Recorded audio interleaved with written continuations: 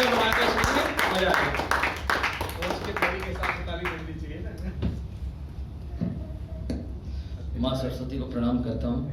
मंच पे उपस्थित सभी साहित्यकारों को प्रणाम करता हूँ। बिनी किसी भूमिका के समय की अपनी सीमा है। मेरी कलम, भगत सिंह जी की इन बातों से अपनी शुरुआत करता हूँ कि मेरी कलम मेरे जज्बातों से इस कदर वाकिफ है कि मैं इश्क भी लिखूं तो इनकलाब हो जाता है, मैं इश्क भी लिखूं तो इनकलाब हो जाता है। बंटवारे पर एक कविता पढ़ना चाहता हूँ, बस 4 से 5 मिनट की है। 1947 जब हिंदुस्तान पाकिस्तान का बंटवारा हुआ, पहले क्या था बाद में क्या हुआ। भगत सिंह तो चढ़ गए फांसी, भगत सिंह तो चढ़ गए फांसी, ये सोचकर देश आजाद होगा। भगत सिंह तो चढ़ गए फांसी, ये सोचकर देश आजाद होगा। पर उनको क्या पता था कि क्या कुछ मेरे बाद होगा।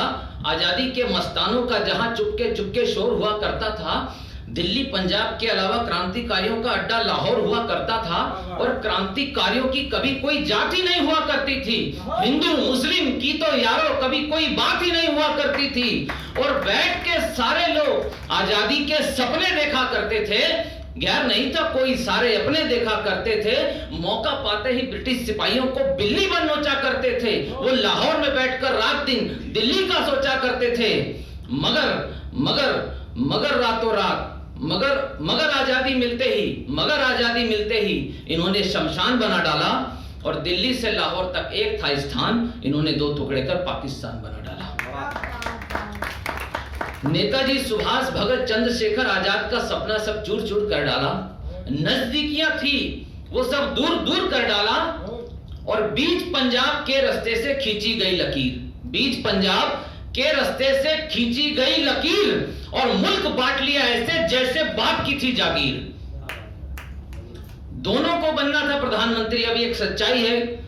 दोनों को बनना था प्रधानमंत्री और दोनों ने किए शरारत। जिन्ना के हिस्से पाक आया और नेहरू के भारत, जिन्ना के हिस्से पाक आया और नेहरू के भारत। बंटवारे की जंग की खूब चली थी आंधी, देश के 2 टुकड़े हों हालांकि उससे राजी नहीं थे गांधी। मगर रातों रात इन्होंने मुल्क के बंटवारे का ऐलान करा डाला। और दिल्ली से लाहौर तक एक था स्थान, इन्होंने 2 टुकड़े कर पाकिस्तान बना डाला। अब बंटवारे का ऐलान होते ही वहां पाक में क्या होता है, मेरा मकसद किसी की भावनाओं को ठेस पहुंचाना नहीं है, मगर मैं तो आईना हूं, मेरी अपनी जिम्मेदारी है। तब सुनिए कि हर तरफ लग रहे थे पाक जिंदाबाद के नारे। बंटवारे का ऐलान होते ही वहां क्या होता है कि हर तरफ लग रहे थे पाक जिंदाबाद के नारे। पल में सुने हो गए हर गांव गलियारे, नहीं निभा भाईचारा इतना गंदा व्यवहार हुआ। और हमारी बहन बेटियों के साथ चौराहों में बलात्कार हुआ।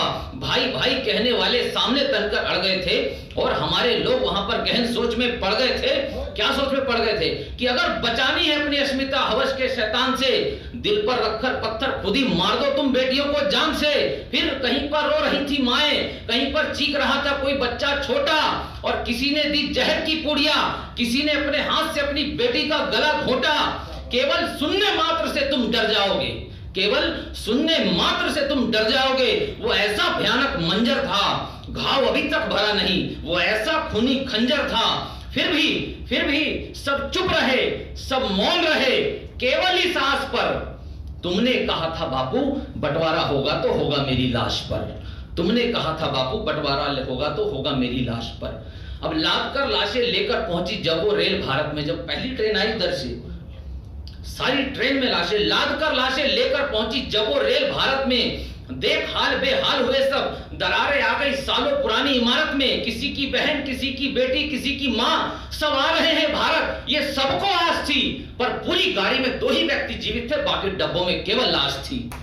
गाड़ी रुकी तो 2 ही व्यक्ति गाड़ी से नीचे जिंदा उतर रहे थे। चढ़कर देखा डब्बों में तो लाशों को चूहे कुतर रहे थे। सच में ऐसा हुआ है ये मानना मुश्किल था, और लाशों का जो हाल था पहचानना मुश्किल था। अब आगे की जो पंक्तियां हैं मेरी, वो पंक्तियां सुनने से पहले कवि उर्मिला जी की 2 पंक्तियां अपने जहन में बैठा लीजिए कि पूरी हिम्मत के साथ कहेंगे, पूरी हिम्मत के साथ कहेंगे, जो सच है वो बात कहेंगे। और साहिब हम तो कलम के बेटे हैं, हम कैसे दिन को रात कहेंगे। तब सुनिएगा कि सच में ऐसा हुआ है ये मानना मुश्किल था, लाशों का जो हाल था पहचानना मुश्किल था। गलती तुम्हारी है बापू, गलती तुम्हारी है बापू, तुमने बात की केवल चांद सितारे की, गलती तुम्हारी है बापू। तुमने बात की केवल अहिंसा वाले नारे की, अब उसका दर्द कौन जाने जिसका पूरा परिवार भेंट चढ़ गया बंटवारे की, जिसका पूरा परिवार भेंट चढ़ गया बंटवारे की। अब एक सच्चाई की 12 वोट पटेल को मिले, तुमने नेहरू को प्रधान क्यों बनने दिया? 12 वोट पटेल को मिले, तुमने नेहरू को प्रधान क्यों बनने दिया? और पड़ोस में पापियों का गढ़ पाकिस्तान क्यों बनने दिया? और पड़ोस में पापियों का गढ़ पाकिस्तान क्यों बनने दिया? जब बंटवारे की आग में दोनों मुल्कों का मामला गर्मा, फिर काम ना आया रात तुम्हारा हिंसा परमो धनवा। बहुत नुकसान हो गया बापू हमारा रातों रात। एक बार तो छोड़ के बापू अहिंसा वाली बात, जिन्ना की कनपटी पर बापू एक तमाचा देते और नेहरू को एकांत में बुलाकर हिंदी में समझा देते। अगर ये कर लेते बापू तो आज बंटवारा नहीं होता। कि जिन्ना में बहुत ही अच्छे शब्दों में बापू के ऊपर सवाल करो कि जिन्ना की कनपटी पर बापू एक तमाचा देते और नेहरू को बुलाकर एकांत में हिंदी में समझा देते, पर मौन तुम्हारा खलता है बापू जिन्ना और नेहरू की अनबन पर।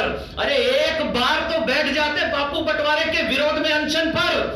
तुम हिम्मत तो करते बापू, ये आसमान झुक सकता था। तुम चाहते तो बापू ये बंटवारा रुक सकता था। तुम चाहते तो बापू ये बंटवारा रुक सकता था। सोना उगलने वाली धरती को रातों रात शमशान बना डाला।